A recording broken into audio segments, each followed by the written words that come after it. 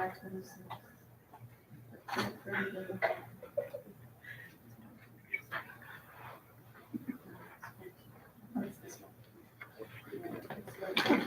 Yeah. We were looking at like 4:30 today, Crystal's her daughter lost whatever's going on.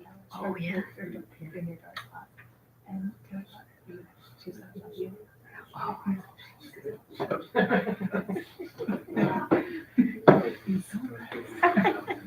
What's her name?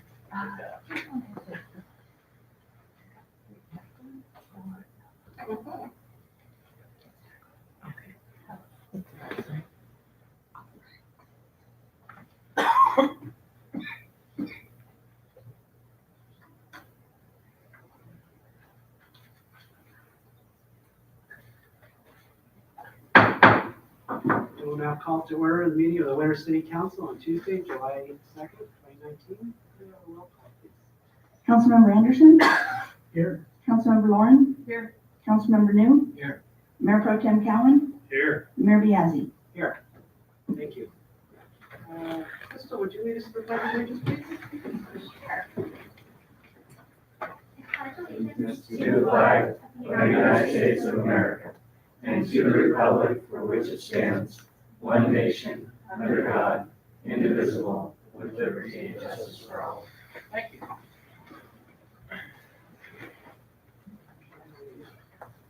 We did hold a closed session prior to this meeting tonight, this 6 o'clock, and there's nothing to report out of closed session. We'll move on to approval of the agenda. Mayor and council, no changes to the agenda. Move for approval. Second. Motion and a second, all in favor, say aye. Aye. All opposed, none, passes unanimously. Okay, on to the consent calendar, no, let's do the staff. Let's do the minutes, all right. Councilmember Lauren. Yay. June 19th, and I flew out to Newport Beach to attend the League of Cities Mayors and Council Members Conference on June 21st and 22nd. I participated in the League California Cities Board meeting. I also interviewed to be on the board again for the next 2 years. And on the Friday night, the Rural Working Group, which is now will be called the Rural City Information Exchange, passed. So there will be a rural group under the auspices of the League of Cities in the state of California. So I'm really proud to get that over the finish line. And I believe the next person who will be in charge of it will be from Southern California as they go back and forth with their leadership. I also wanted to report that the current League Women's Caucus Board President Cheryl Davis Walker from El Centro was selected as second vice president. So there'll be another woman from the Women's Caucus in board leadership. I attended the 2x2 on Wednesday, June 26th, along with Mayor Phil Biazzi and the city manager and the school district. I also today met with City Manager John Donlevy and senior staff to review tonight's agenda. I also participated in a phone conference with lead senior staff and city manager and Dan McGuire to talk about the state budget, especially housing and arena numbers and what's moving forward with the state. Thank you. That's all. Councilmember Anderson. Yes, thank you, Mayor. This afternoon, I met with city manager and staff to go over the agenda. Thank you. Councilmember New. On June 19th, I attended Neola County Housing meeting. Also on the 19th, before that, I went to the Elder Day review meeting. On the 20th, I went to SACOG, and as everybody is, we're looking for arena numbers and talking about that kind of thing. If they're not coming any sooner than they're ready. And then Tuesday, I met with John Dunleavy this morning to go over the budget, the agenda. Okay, thank you. Pro Tem Callen. Yeah, thank you, Mayor. Just have a couple of things. On the 30th, I met with Karen and Marlene from the senior group to talk about the new senior center. And then yesterday, I met with City Manager Shelley and Crystal to review tonight's agenda. That's all I have. Thank you. On June 22nd, I attended the Farm to School fundraiser that was held out at Wolfsville Ranch. And I think it was very successful. Really, they raised a lot of money for fresh local food for the kids at our schools. On the 25th, I attended the Planning Commission meeting where there was further discussion on the Airbnb ordinance coming to you all soon. On the 26th, attended the City and Winter School District 2x2. And on July 1st, I met with the city manager as well as Shelley and Crystal to review some of the items for tonight's agenda. Thank you everyone for your hard work and your time spent and your committee assignments. Okay, it's not listed, but we're going to now ask for public comment on anything that is not on tonight's agenda. Anyone out there has that? We have one form from Karen May.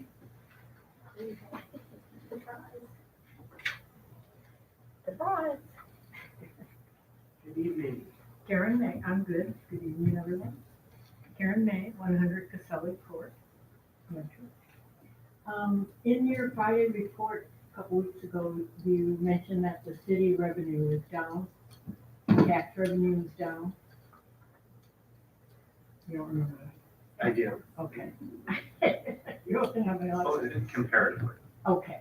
One might be because of the parking situation. Now, I know you guys all worked real hard on the parking, but what I have witnessed is some friends want to come to lunch and they could not find a place to park. And I could tell you why. The construction workers are parking in your spots. And at lunchtime, they're taking a nap in their car. They're all young, healthy men who could probably walk a block or two down. And even one truck backed out of the spot, put a cone down, drove off. I would say the intention was to repark in that spot when you came back. An observation I've made. So you might want to have a conversation again with the foreman there. And the other thing I had was, is there a, what do you call it? Ordinance that you can park, that you can't park on your front lawn of your house. One car has 3 places, cars on it. 2 of them are out of operation. It's so unsightly. It's just terrible. It'd be so nice if the front of everybody's homes were cleaned up. So I don't think that's an ordinance I'd like to see some action taken on getting it done. And Marlene has not arrived. But thank you very much for Tracy and everybody for considering moving the applications for the Commission on Aging back an additional month due to the holidays and everything. We need the window. No problem. Thank you. Thank you. Is there anyone else in the audience who would like to speak to a non-agendized item tonight? That's interesting. Seeing none, we'll move on to the consent calendar. Yeah, Mayor and Council, just 2 items. Item A of minutes from the regular council meeting on June 18th. Item B is a renewal of a contract for information technology and computer support services with Switzer Enterprises. They've been providing our services here for a little over 10 years, and we're recommending renewal of their agreement. I'd like to make a motion to approve the consent. Second. Okay, we have a motion and a second. All in favor, say aye. Aye. All opposed? None, passes unanimously. Thank you. We'll go to discussion item number 1, which is the TEFRA public hearing and adoption of resolution 2019-21. Good evening, Mayor and council members. Staff is here this evening asking that you conduct a public hearing pursuant to the Federal Tax Equity and Fiscal Responsibility Act, or commonly referred to as TEFRA. TEFRA requires that a public hearing be held by the governing body of a jurisdiction in which a project to be financed with tax-exempt financing is located, and the governing body approve the proposed financing. Blue Mountain Terrace Associates LP proposes to obtain tax-exempt financing in the amount not to exceed $15 million to finance the construction, improvement, and equipping of the Blue Mountain Terrace Apartments, a 63-unit senior multifamily rental housing project. The item was brought before the council and approved 2 previous times, June 6th of 2017 and July 17th of 2018. However, federal tax code dictates that a TEFRA hearing is only valid for 1 year due to delays. The financing was delayed beyond the 1 year of the last TEFRA. For that reason, a TEFRA hearing is required. We do also have Anthony Stubbs, who's with the California Municipal Finance Authority, is with us tonight. If there are any technical questions. But the staff recommendation is to hold the public hearing and adopt resolution 2019-21, which would authorize another year for this financing to go through. Thank you. Any questions? Just tell us it's not gonna take another year to get this project started. We are literally held up at the state, and that's the honest to God's truth. There's one funding source, infill infrastructure grant, that requires an extension. That extension has been approved by HCD. It's also been approved by Business Services, which is the state agency over HCD. Now it's over at DOF. Presumably they'll sign off on it. And then once it comes back to HCD, they're required to have a 30-day comment period after which they would issue the extension. And then at that point, it's all systems go. Do you want to provide any more information? Did Dan cover it all? He covered it all, unless there's any questions. All right, no questions from council. I will open up the public hearing at 6:41. Any questions, comments from the public? Hurry up. Going twice? Okay, we'll close the public hearing at 6:41. Okay, I'll move adoption of resolution 2019-21. Second. We have a motion and a second. All in favor, say aye. Aye. Opposed? None? Passes unanimously. Let's not do this again, all right, Dan? Yeah. Third and last. Third time the charm, let's go. Okay. Let's see. Move on to discussion item number 2, which is the memorandums of understanding and salary schedule resolutions. Just really quick while Crystal's coming up, Mayor and Council, tonight is our memorandum of understanding with, for 5 of our employee association groups with the city, basically covering salaries, benefits, other compensation.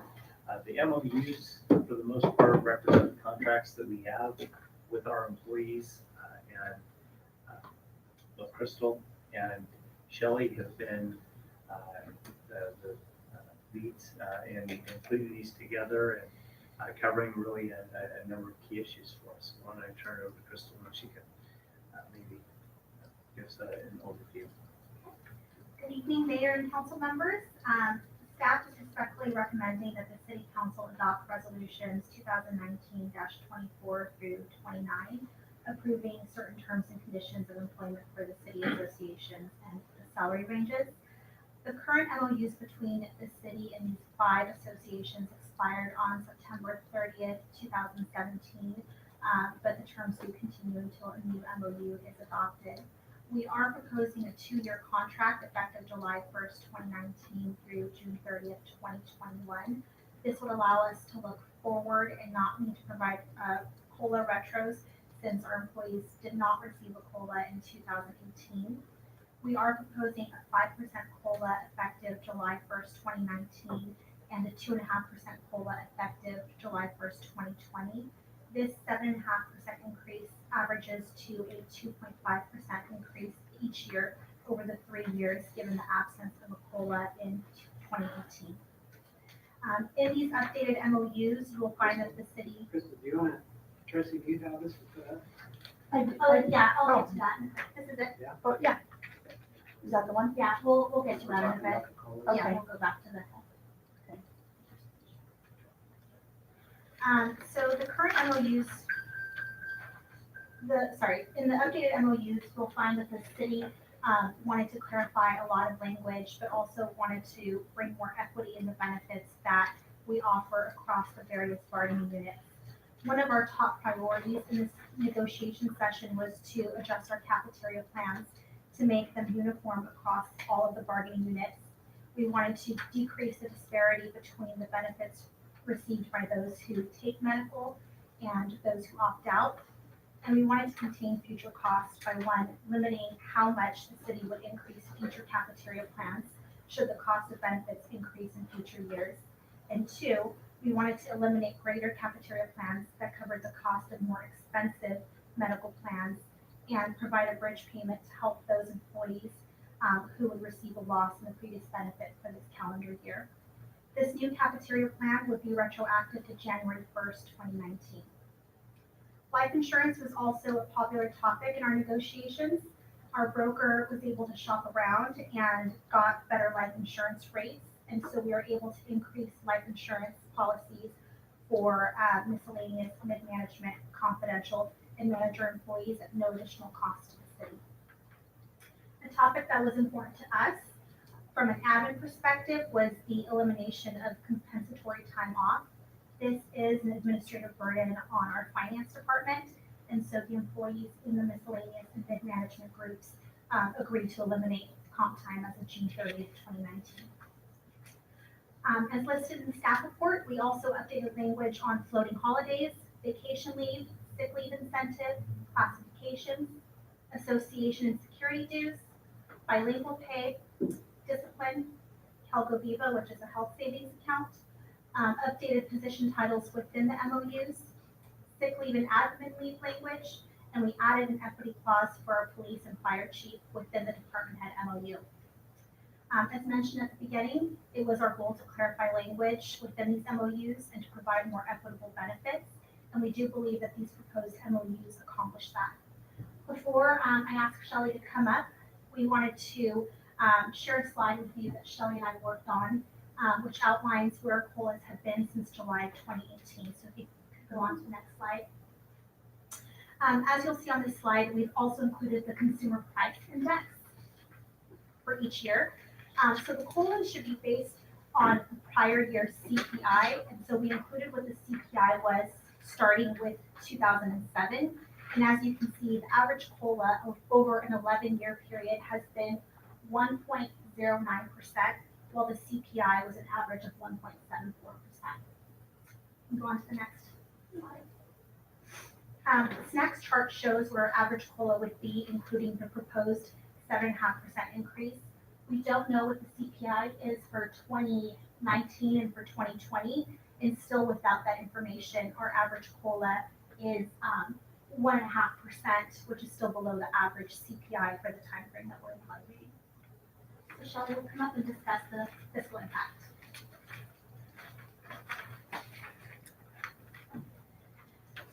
Good evening. So the fiscal impact of the proposed package is a total increase over the budgeted amount for 2019-20 of $37,568. Of that $37,000, $10,838 is general fund. The balance of that will go out to the water fund, the sewer fund, the citywide assessment fund, various other things that we allocate out to. In 2020-21, total cost is $193,399.46. The general fund portion of that is $110,656. There are two funding sources that I use to verify that we would be able to pay these with no negative impact to the general fund. And those two revenue sources are recurring revenue sources. One is the pass-through from the former redevelopment agency, and one is the residual payments from the redevelopment agency. Those will be ongoing amounts. They increase based on increased in assessed values.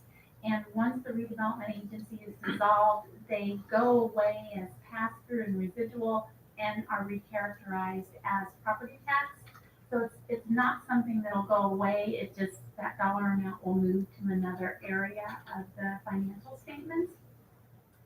For 1920, I expect those two revenue sources to generate $106,000 in the general fund. And we're predicting that we'll need $10,838 for these 5 units. In 2021, we're predicting the general fund will need $110,656.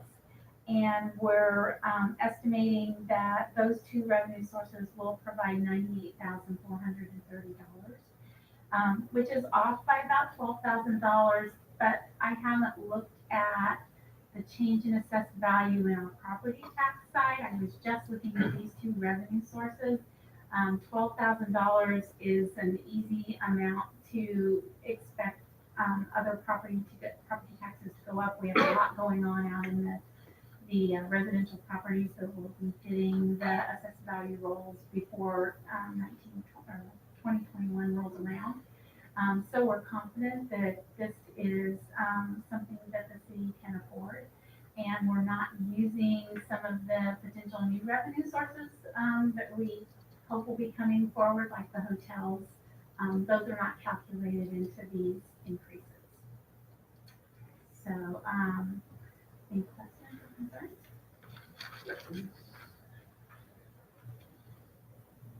Anybody in the public that has any questions?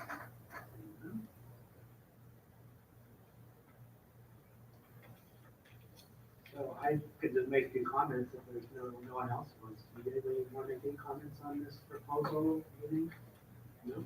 Just thank you for everything you put together here, and the time and the one-on-ones, it was very well explained, and all the staff report and everything, and I like the fact that some of the things got combined, especially the health insurance stuff, making it the same across the board for everybody. I think it's a real smart move. Thanks for all your hard work on this, Crystal and Shelley. Yes, I would like to also echo that. Thank you for all the time you put together. And John, I know I'm sure I've spent a lot of time on it as well. So it's a lot of stuff. So just for everyone's knowledge, this does not include the police or fire agreements, which that's something that will come back in the future. It's got Fire, not police. We'll come back in the future. Just so people know when that comes back, say, well, I thought we covered that, and that's not true.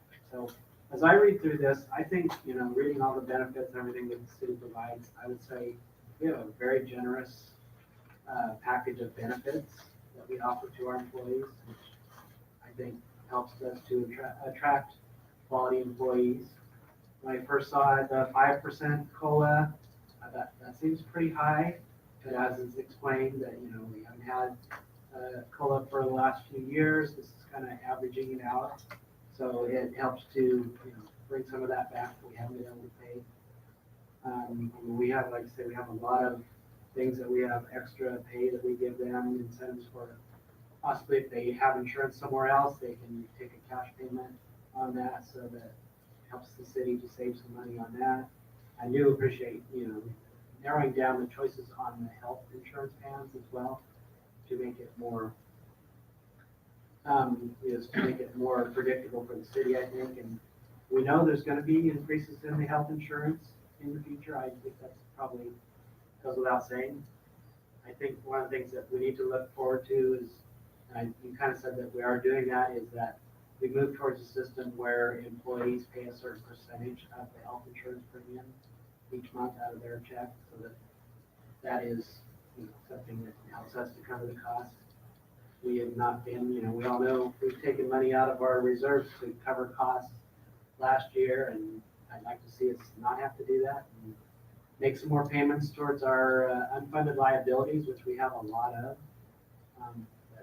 One other thing I'd like to see us look at for future is more of a performance-based increases instead of such high cost of living. So there are performance-based increases based on their evaluations, is that correct? We call them step increases. So they're getting step increases as well as cost of living if they perform satisfactorily or better. Right? Correct. They have everyone has an evaluation done. We have a pay schedule that's an A through E step process.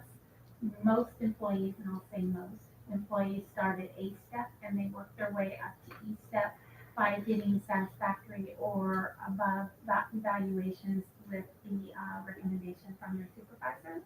There have been instances, not recently, but there have been instances where folks have not received their increase because of a poor evaluation. But it's been several years since that's happened. And the evaluations are done on a yearly basis around their anniversary so that they have that in time for those to go into effect on their anniversary date. But supervisors, I have two to do. Supervisors have evaluations to do, and we have discussions with our staff at the time we do those evaluations so that they know what our issues, concerns, expectations are moving forward. And that is what gives them their performance pay, the merit increase.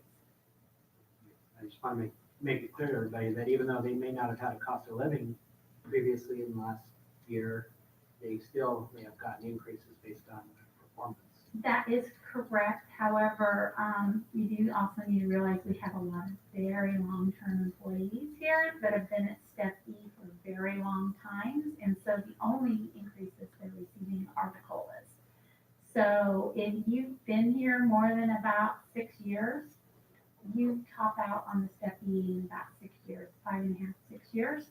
If you've been here more than that, unless there is an overall adjustment in the step schedule, the only increases you do receive are the cost of living increases. So you have a significant portion of your workforce that does qualify for that and that has seen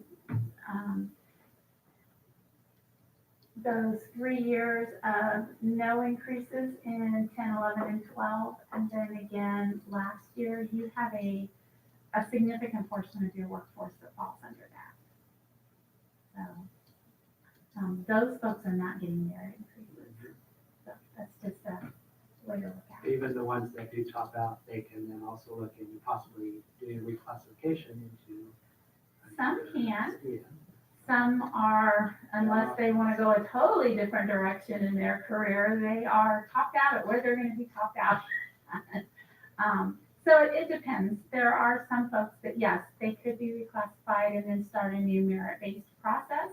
But there are some folks that, given what their career field is and where they're going in their career, when they reach Step E, they're at Step E. I would be one of those. I have no desire to go anywhere else because I know exactly what that person does, and I don't want it. And I know it's hard for a small town like Winters to pay high salaries to attract people that we get to stay. We're very lucky that we have had employees who have stayed around for the long term. It really helps things. We do. We have very loyal, committed employees here, and we have a lot of really long-term, I would say, without looking, I would say about 70% of your workforce has been here over 10 years. And then you probably have about 30% that's been here 15 years or more.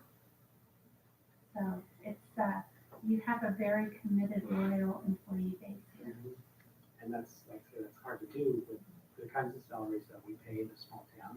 We try to compete with larger towns who can pay more. It makes it a little difficult, so. Correct. We appreciate their loyalty to our city. I think that's all I had. Comments on anything else? Okay, thank you. Okay, up for a motion. Do we need a motion to I'll approve the make a resolution? motion. I'd like to move to adopt resolutions 2019-24 through 29, approving certain terms and conditions of employment for the city associations and salary ranges. Okay, we have a motion. We have a second. Second. We have a motion and a second. All in favor, say aye. Aye. Opposed? None? Passes unanimously. Thank you very much. Okay, next up we have a general plan element review, public facilities and services. Mayor and council, okay, let's look at the clock. I If you know, got a 10-minute presentation. I have a bell. And if I can get it out earlier.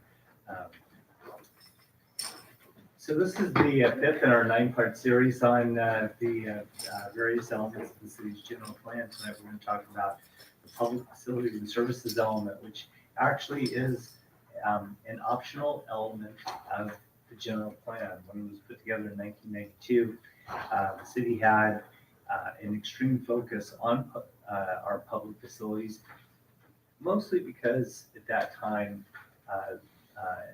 they were in a very significant state of disrepair. And as things move forward, there has been a very increased focus on all those. Think water, sewer, our wastewater treatment facility, storm drainage, flood area, public safety facilities at the time, and both police and fire, waste management and our diversion programs, and all those things are linked into our capital improvement program, our major projects financing plan, our sewer system. And I will tell you that the city's redevelopment agency, or I call it our redevelopment agency, that it was best known as the Community Development Agency for the City of Winters, played a key role in that. So let's talk about each one of them just really quickly. The idea of public facilities is pretty far reaching on things. Parks, community center, a senior center, various amenities are all identified as major goals within the overall general plan. The water system played a very key role. Understand that at the time the general plan was put together, there was extreme need for replacement of wells, new wells. Since that general plan was put together, well 6, well 7, we're actually have well 8 coming up, and each of the city's wells have all been rehabbed. But if you look at the overall element, things like groundwater, replacing old water pipes, fire hydrant testing. One thing that's a dream element is a telemetry system, which we have now state of the art. The idea of monitoring groundwater, participating in an area-wide groundwater management plan. The city was the first city in water agency in Yolo County to have our own groundwater monitoring program. We were number 1. The idea of water conservation, drought tolerant plants, and the idea of reuse of our secondary treated effluent all played into the water side. Our sewer collection system was a key role, the idea of upgrading our older and undersized sewer lines. For both water and sewer, we did financing, $20 million, which we got at the right time because the economy crashed, and we got basically double the amount of work that we ever thought that we were going to get. But the overall wastewater system, including wastewater treatment facility, and many of the aspects for that all play into that. Storm drainage and flood area, 2 key elements of the city's general plan and the overall facilities. We now have a multi-tiered flood area plans, one for the Poudre Creek watershed, one for what they call the Moody Slough storm drainage area, which make up the overall city storm water or flood control plan. One of the things that the general plan does talk about is the north area and how that area, which also affects, by the way, areas that are south of that. And the general plan specifically calls out both Chickahominy and Moody Sloughs. The idea of solid waste disposal. The city's general plan was adopted in 1992. In 1989, the legislature enacted this completely insane concept through what they called AB 939.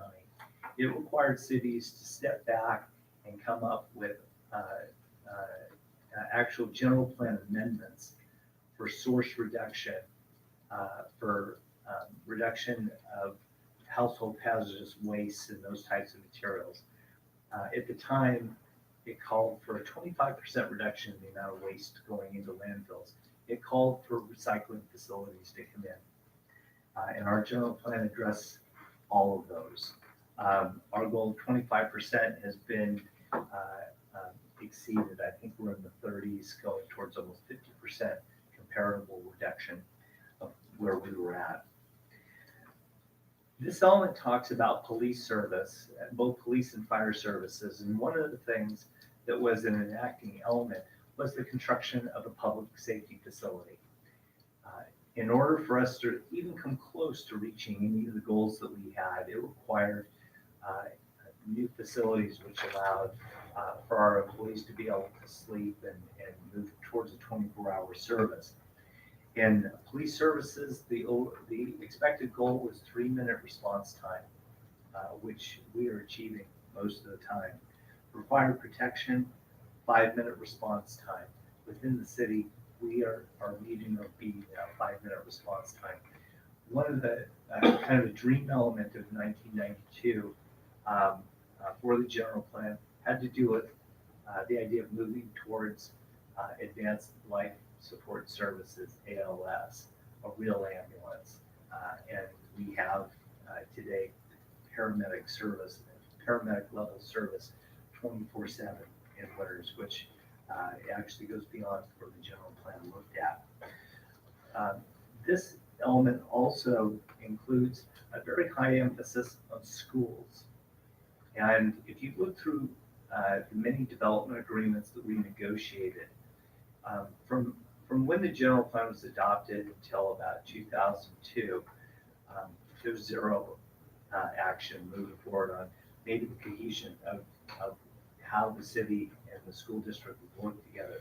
Each development agreement adopted with the city covers some of the main goals from this element, which includes financing elements for schools, our support of some of the bond measures recently.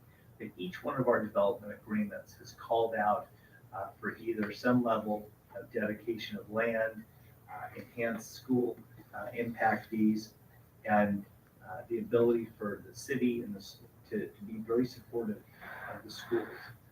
The general plan, as far as schools, calls for neighborhood schools. And part of that is walkability and the design of how we come up with the overall streets and networks for students to get there. The Winters School District has decided to kind of break up, it's not like there are independent schools. There's a school for kindergarten through 2nd, then 3rd through 5th, and then the middle school, and then going on to the high school. Our designs, our public works standards, overall construction, all add to blend towards that. This element also provides for library services, and in 2006,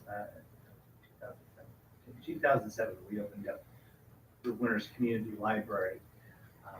That was the coup de grace on what they had envisioned.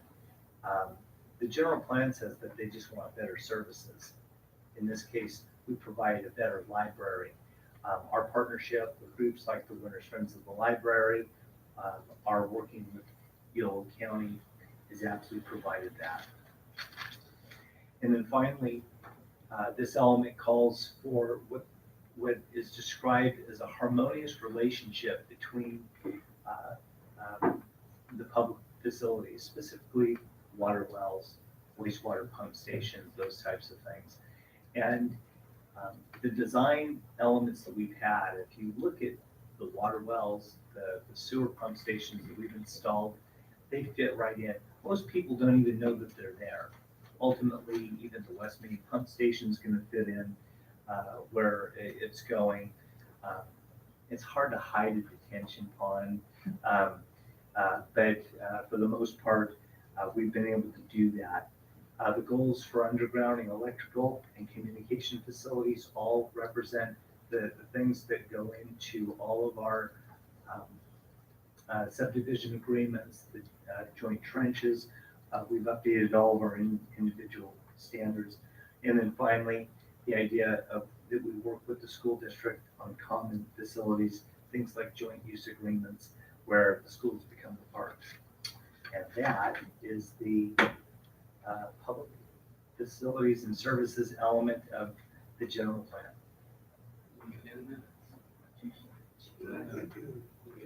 Questions? Questions from the public? See one hand up, would you like to come forward?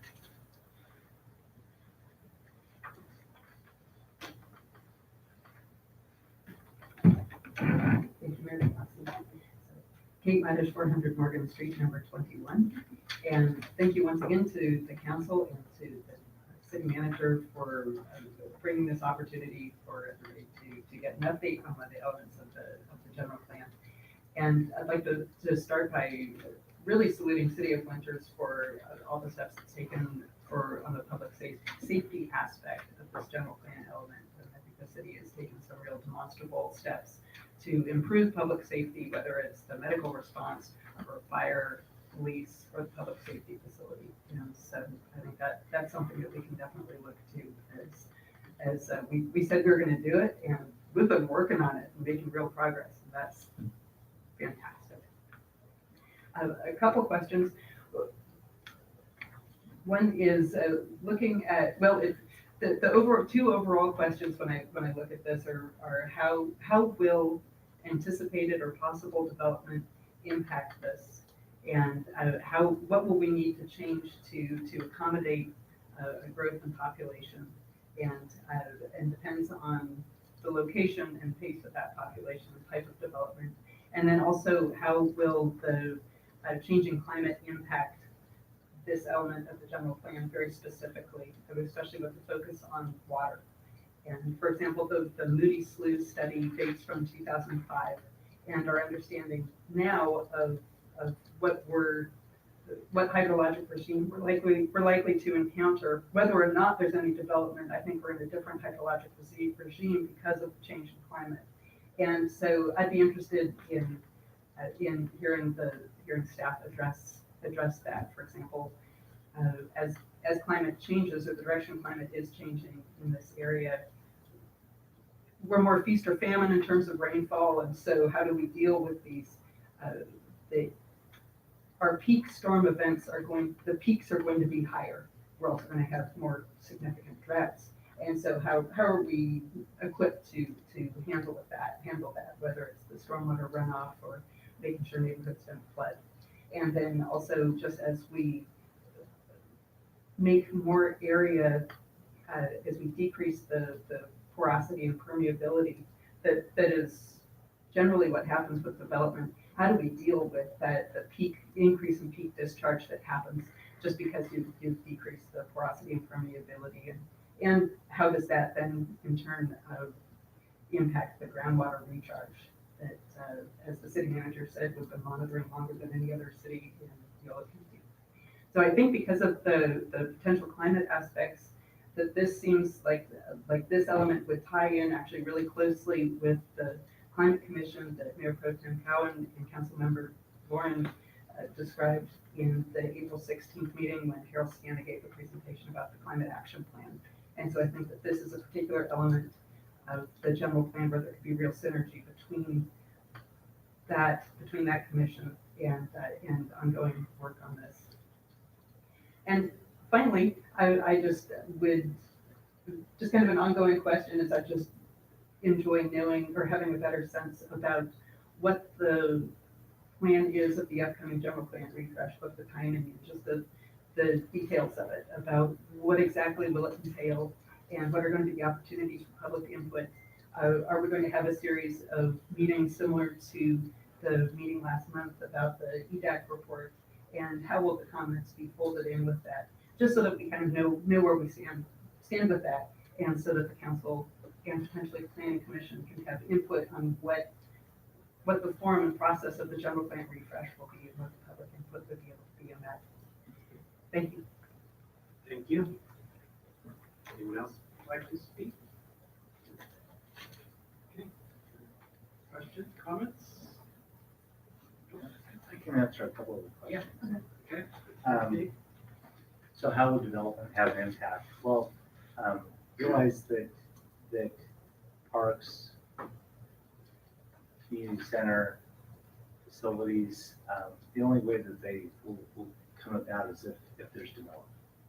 The city's general plan is a blueprint for a comprehensive plan for the city.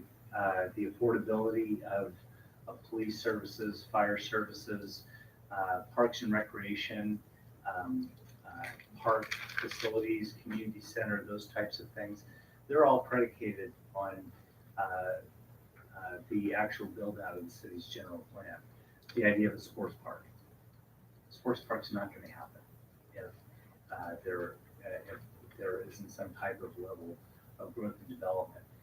One of the things that we talked about in the land use element is that when it comes to commercial and economic sides of things, the ability to generate jobs and those things is predicated on many things. One of the things I tried to stress within the general plan is that everything's interrelated. And so if these things don't happen, the rate of growth is an example. That predicts when certain things will happen. If we have, if there's no development, there will be, if it's very slow, then you don't have the money to do the things that are set out as goals as far as services. And ultimately, if there isn't some level of economic enhancement of the community, then services go down. And as an example, 10 years ago, we had a community development director, we had a public works director, we had a recreation supervisor for the city, all of which, based on the overall economics of the city, are all gone. They've been kind of absorbed. So one thing, the flood area master plans they were done in 2005, but they were updated in 2018.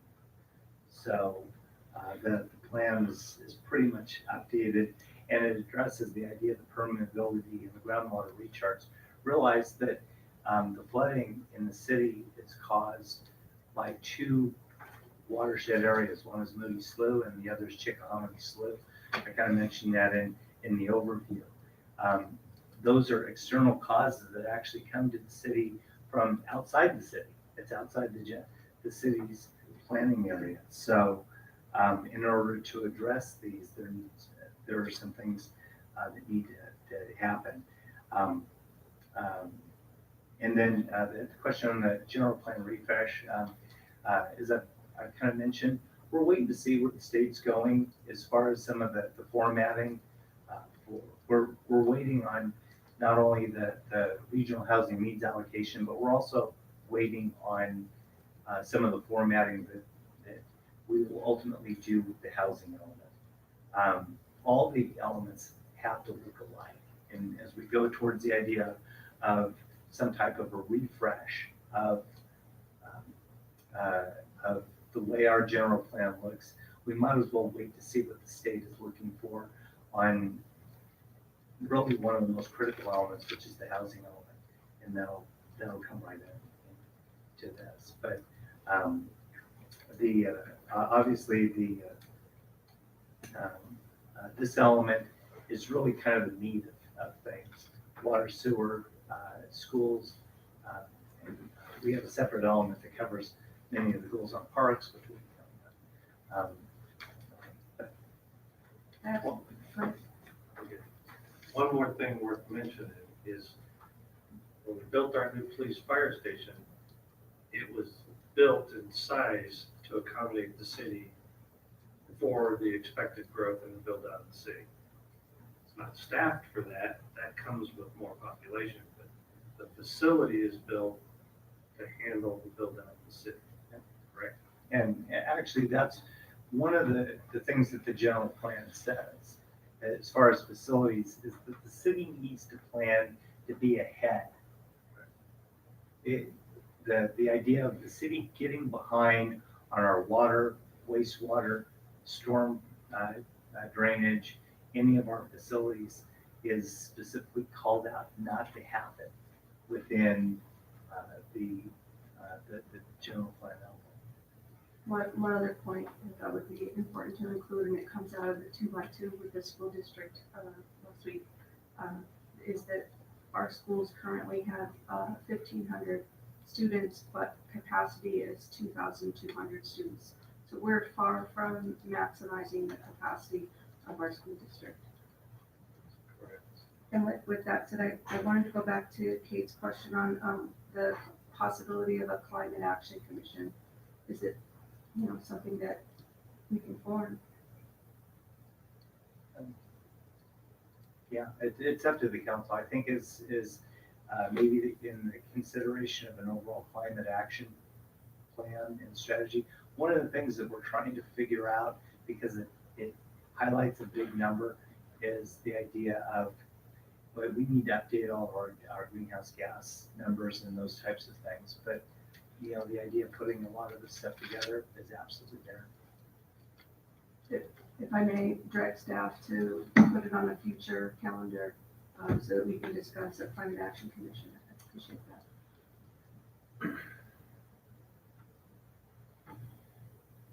Okay. Any comments?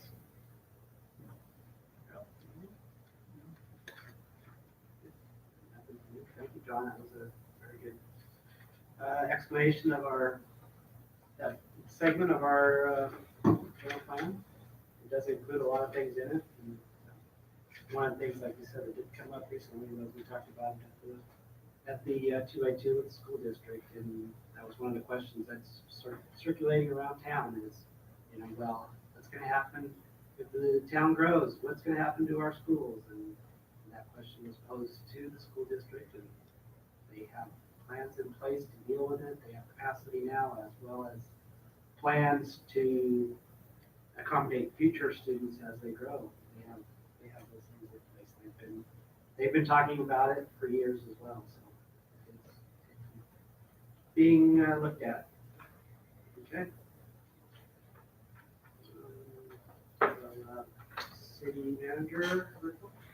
Just real quick, today we're on a conference call regarding SB 102 and AB 101. Those wrapped together are what they call the big housing bill that has been pushed without question. Housing is the number one topic in the state of California. Obviously, as DOF gets ready to roll out their LENA numbers, as those go to SACOG, eventually they come into our housing element, which we will get into in 2020. It's going to be a big deal. Specifically in the bill that I think they said the governor signed it. It include housing elements. There's a lot of money for planning. They are not hiding it at all. The RENA numbers and everything that are going to come down are big, and they the legislation includes both some money for cities to plan for this thing, but it also talked about kind of the proverbial carrot and stick. The cities that are on board with that are considered housing friendly are going to be eligible for some things, and it sounds like there's going to be a stick for anybody who is not housing positive on things. Specifically, they indicated that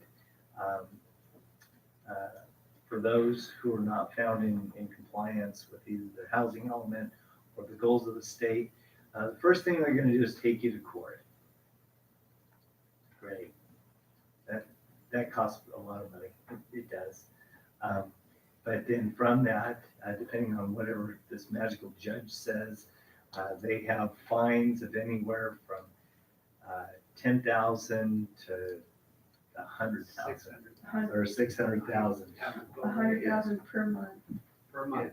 Yeah, per month. 600 per month. Yeah. So that sounded just great. They do have some grants that are coming down. That's the SB2 monies.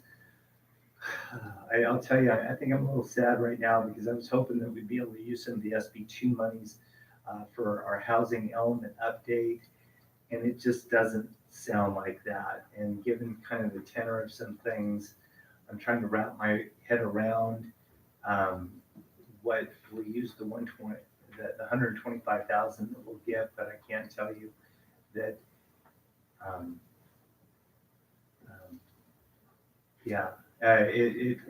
it may facilitate a very active process of some things that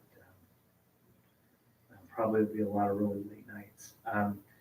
They've got some infill, the legislation also includes some infill infrastructure grant programs that are rolling out. For some of that, for a city our size, it was just like crumbs. Larger cities will get $1 million, and a city like us, they said we'll get like $55,000. So Better than nothing. I guess it's better than nothing, but sometimes, and then finally, actually three things.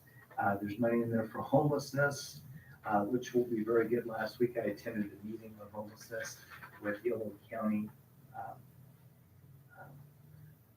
It's a big topic in Yolo County, and the seriousness of homelessness is sobering. We all know people that can become homeless about that quickly. They talked about affordable housing programs as far as home, and they're adding 2 positions onto the CCAC board, which will be good. Finally, I think that's it. So anyway, I'm going to send a copy of all this, and I'm actually going to put this out on our city website. I think people seeing this, hopefully, they'll either sharpen their swords or what. But it's important for people to know this is a very big topic with the state legislature and the governor. They purposely pulled back the really heavy-hitting legislation, and I think it's easy for us to surmise that as we enter, once the RENA numbers are put out, it makes a lot of sense for the legislature and the governor to, with this as a priority, to hit legislation and requirements as everybody is putting their housing elements together, because in 2020, everybody will be doing that. So a big deal. Yeah. And then my final thing is next week on Wednesday the 10th, I'm going to be on a board.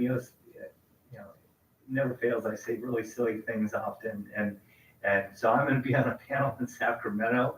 It's called the Groundbreaker Seminar, or the Groundbreaker Session.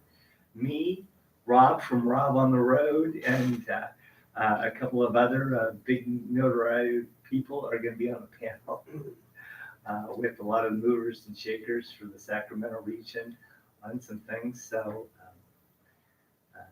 it'll be great. We'll see how we do it. I do have one more thing I want to bring up. It might involve Ethan helping out with this. Is I got a call today. The property owners most affected by the flooding from Olive Grove. They haven't received anything indicating that that's been addressed and taken care of. Something that we did say that we will do before permits were issued. And we got 3 houses out there within a week are going to have roof trusses.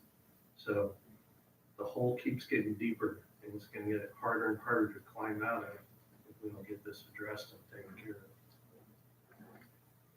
So I'd like to make sure something gets done to address that.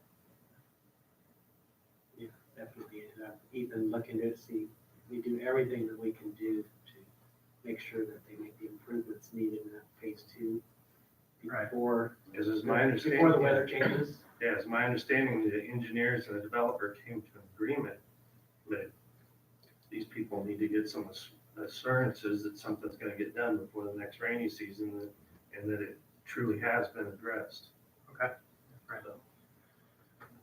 I also have a couple of items that I would like to bring up for future agendas. One of them is looking through some of my notes, and back in September, we had on our agenda the parking master plan. So I have a note on there to ask for an update. So it's been, like I said, since last September, since we passed that. And I'd like you to bring to the council an update on where we're at. There's a number of recommendations in that. Tell us, have we done everything or what's left to do? And what's the timeline to get those? Because there were timelines in that parking master plan to do a number of things. And I'd like to know where we're at on all that. The other thing that I would like to task city manager with, and probably Ethan, you as well, and it might involve some of the other people who work with the city, but to hold either a workshop, a future meeting, something that we can present accurate information on what's gone on in the past and what's going to happen, what the whole process is on the north area planning. There's been a lot of information circulating through town, and whether on social media, through the newspaper, that has been misleading and I would say inaccurate on a number of things. Absolutely. And I would like to see us have that open workshop where you could present, here's the facts, here's the process that we've gone through so far, and that people will know this is what actually happened. I want it to be reported exactly what's happened, because I think everything that's been I got done. another letter on that today. Yes. And the letter was full of misinformation. So I think that's something that we need to address sooner rather than later, before any more misinformation gets circulated. And I think it's important to bring in even some of the other people. Maybe we bring in Heidi Shuden to help work on that workshop. She's been involved with the city and our planning for future for a long time. I think it would be good to involve the school superintendent as well. He could provide information on what the schools are doing to plan for this future growth that there's talk going on, and just to let everybody know, there is no plan before us at this point. But we want to make sure all the facts are out there for everybody, so I think holding the workshop would be a very good step to maybe getting the correct information out. I would just want to add something that, that isn't before us, but what is before us are these enormous RENA numbers that are coming our way. There's, the largest push from the state, from the governor, to address housing, and that really should also have a public meeting, and maybe in the same time period that we get those RENA numbers, because many of these bills, like the AB 102 and SB 101 or whatever, will have passed by then, and we'll have a greater understanding of the stakes that are coming our way. I can assure you, Marina and the housing stuff, don't worry. Councilmember New's gonna bring that from State Cog with them. We'll let him give the presentation. Yes. Before we adjourn, I'd just like to add to the record that adjourning. Okay, yes, absolutely. So, what Councilmember Anderson would like to have us adjourn the meeting in honor of the memory of David Rodriguez, who passed away recently. So, and that, we'll adjourn the meeting at 7:32. And hope that everyone has a safe and sane 4th of July. Yes, thank you.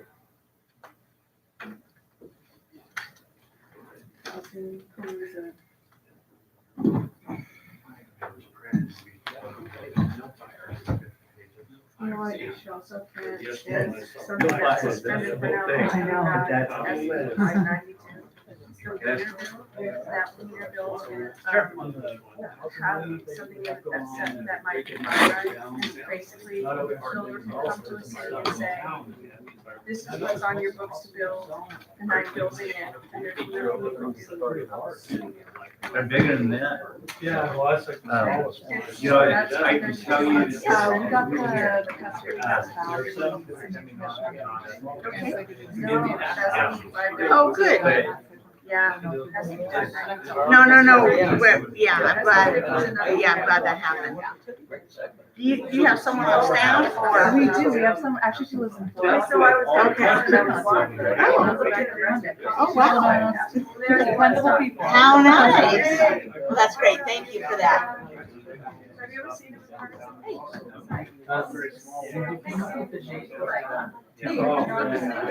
No, we're looking at, you know, we have planning this far out here. Okay, we gotta let Julie know tomorrow, cause I might be able to plan by tomorrow. So, yeah.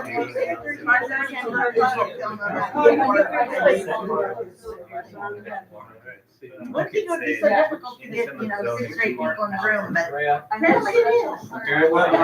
Thanks, Pierre. Good luck.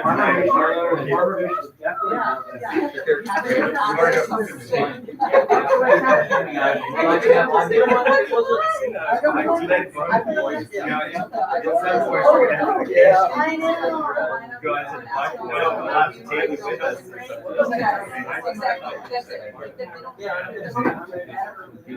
That's it. Free water. But, you know, yeah, as we move forward, the housing. Because, Yeah, no, you're gonna, no, I'll. here, yeah, I think I wrote. Yeah, so. No, I was, no, I got your email. I'm gonna send you, I'll send you a couple of houses. Look, yeah. Part of this, they are getting to the So idea you're one of the few people who of- understand like what. Yeah.